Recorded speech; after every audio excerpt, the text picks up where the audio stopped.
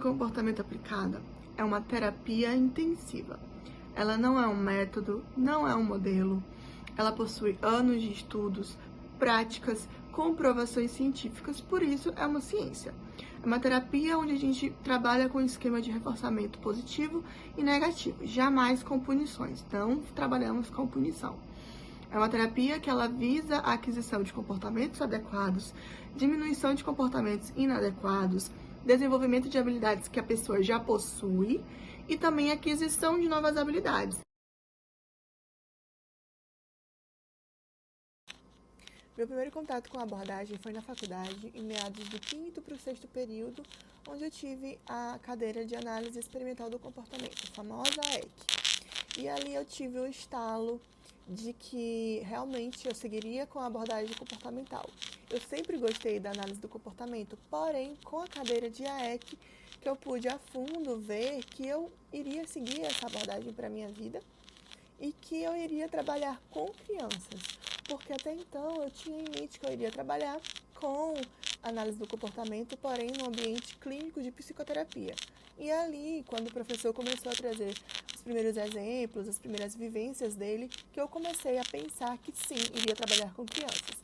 E o que me motiva diariamente a trabalhar nessa área é ver de perto o desenvolvimento das crianças, é ver que eu sou uma fonte de mudança, que eu posso ajudá-las a ter uma maior qualidade de vida, a desenvolver habilidades e por aí vai. Então, isso me motiva muito e eu sou muito grata por diariamente ter na minha frente pequenos seres humanos que dia após dia estão modificando o comportamento e sendo seres humanos muito mais qualificados.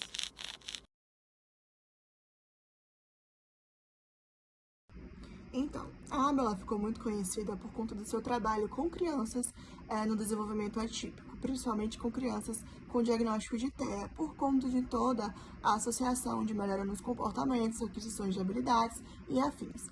Porém, a ABA pode ser perfeitamente trabalhada em qualquer contexto onde desejamos a mudança no comportamento. Aonde você quiser que exista uma mudança no comportamento, onde você quiser que exista uma alteração nos comportamentos inadequados, aquisição de comportamentos adequados, mudanças nas habilidades, existe a terapia ABA, porque a terapia ABA trabalha com mudança no comportamento. Então, nós podemos trabalhar com a ABA dentro de escolas, no contexto esportivo também, no contexto clínico de psicoterapia, que, por sinal, é o mais comum que eu vejo em atuação aqui em São Luís. Trabalhar com a tríade, trabalhar com estímulos antecessores, trabalhar com resposta, trabalhar com comportamento, por que esse comportamento existe, por que ele vai continuar existindo. Tudo isso nós podemos perfeitamente trabalhar em qualquer ambiente. E aqui em São Luís eu vejo mais em prática a psicoterapia clínica, além, claro, da clínica com crianças com desenvolvimento atípico.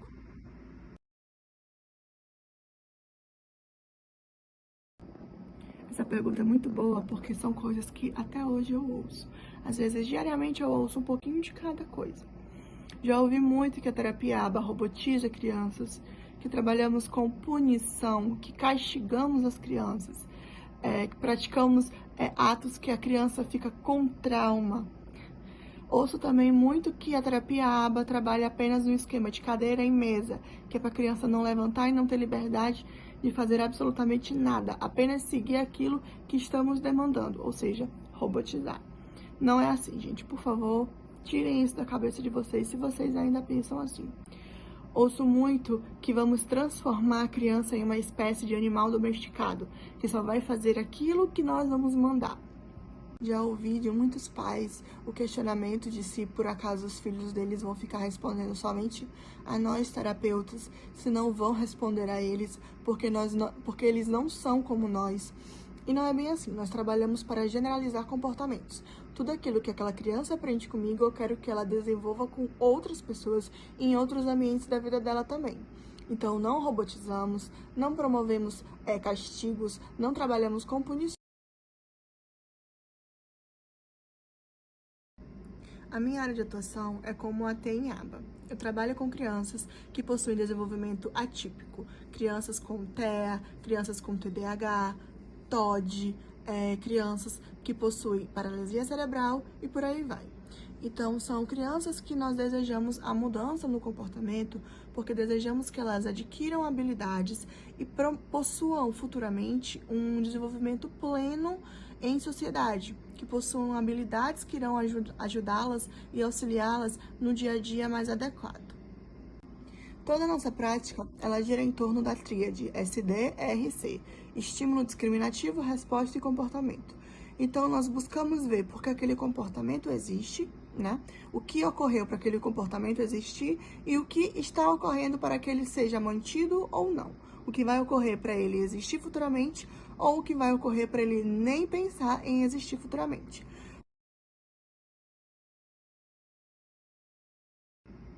A maior dificuldade que eu encontro em trabalhar com aba é sobre a falta de conhecimento de outras pessoas sobre o nosso trabalho, principalmente outros profissionais de outras áreas, né, que não compreendem o que estamos fazendo, não compreendem a nossa forma de atuar.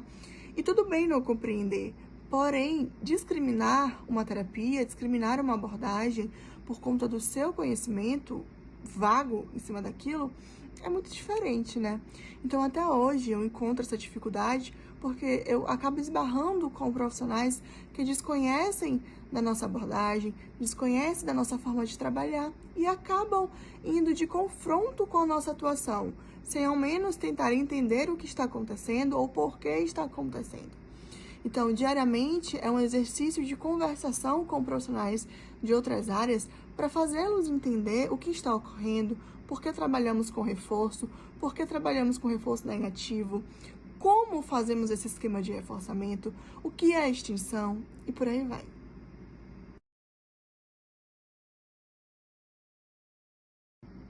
A minha maior dificuldade foi, de fato, tentar um estágio, sendo que eu ainda era estudante do 5º para o 6º período e mal possuía conhecimento teórico, quem dirá prático.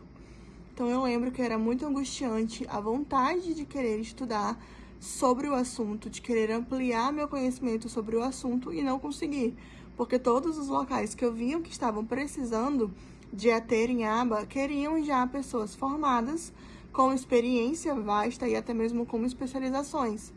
E quando eu, na vontade louca de querer trabalhar, mandava uma mensagem, alguma coisa do tipo, perguntando se estavam aceitando estagiários e falava em qual estágio da faculdade eu ainda estava, eu era tipo assim, não. Eu ouvia tipo assim, não quero, eu quero mesmo uma pessoa formada já. E eu ficava me sentindo muito mal, porque eu queria muito trabalhar. Eu queria muito aprender sobre o assunto. E aí eu tive um prazer incrível de cair de paraquedas em uma clínica que queria, de fato, pessoas que ainda estivessem estudando para treinar a pessoa de acordo com as vontades da clínica, de acordo com os pensamentos teóricos que eles possuíam, e assim fui. Mas foi uma experiência, assim, muito angustiante, porque era um desafio tremendo encontrar uma clínica que tivesse uma vaga para uma pessoa que ainda estava estudando e não tinha nada de conhecimento prático.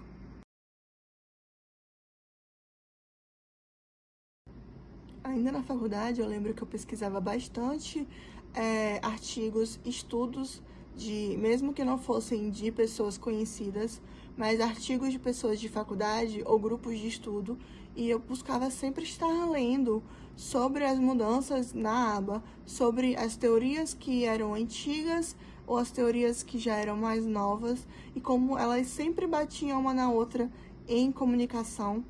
E quando eu comecei a estagiar, eu comecei a questionar minha coordenadora, né, sobre a terapia, sobre os teóricos, sobre os conceitos, e ela me ajudava bastante. Então, eu tive ali uma fonte de conhecimento enorme, porque era de um para o outro, né, um diálogo muito rico, diariamente.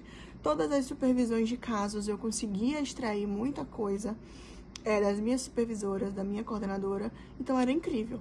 Mas eu buscava muito sair da minha caixa. Eu nunca fiquei presa somente ao conhecimento que era dado na faculdade. Eu sempre me irritava por ter que ficar presa somente à faculdade. Por isso que eu desejei tão cedo começar a estagiar. Porque para mim era muito angustiante ficar só naquela teoria diária de faculdade. Então eu queria expandir, eu queria sempre ir além. Então eu não parava. A primeira expectativa é de que nós vamos conseguir fazer com que haja uma mudança rápida no comportamento. E a realidade é que não, gente, demora muito. Às vezes demora tanto que a gente acha que não vamos conseguir realizar isso, mas conseguimos sim. A vitória vem. A outra expectativa é que vai ser uma área que todos irão respeitar, todos irão compreender. E a realidade é que, às vezes, os profissionais de outras áreas não respeitam porque as teorias batem em confronto, porque a prática bate em confronto também. E aí, como eu disse numa pergunta anterior, é um exercício diário de conversação, de paciência e de tentar explicar o que fazemos, por que fazemos e como fazemos. A outra expectativa é de que os pais das crianças, né, no caso que é a minha área, trabalhar com crianças, os pais das crianças vão compreender a fundo a tarefa que estamos passando para eles realizarem em casa, de não reforçar comportamentos inadequados, de não reforçar atitudes que não desejamos. E a realidade é que a maioria das vezes acontece o reforçamento do comportamento porque os pais não conseguem compreender ainda a fundo aquela atitude que nós falamos que devem tomar em frente a algum comportamento da criança. Então, mais uma vez, é um exercício diário de conversação e de explicar o porquê a criança está fazendo aquele comportamento, o que ela deseja com aquele comportamento e o que vai ocorrer se nós reforçarmos aquele comportamento. E aí existem aqueles cuidadores que compreendem e que ajudam a gente nessa parte, mas existem aqueles que ainda não conseguem abrir tanto a mente para compreender essa situação.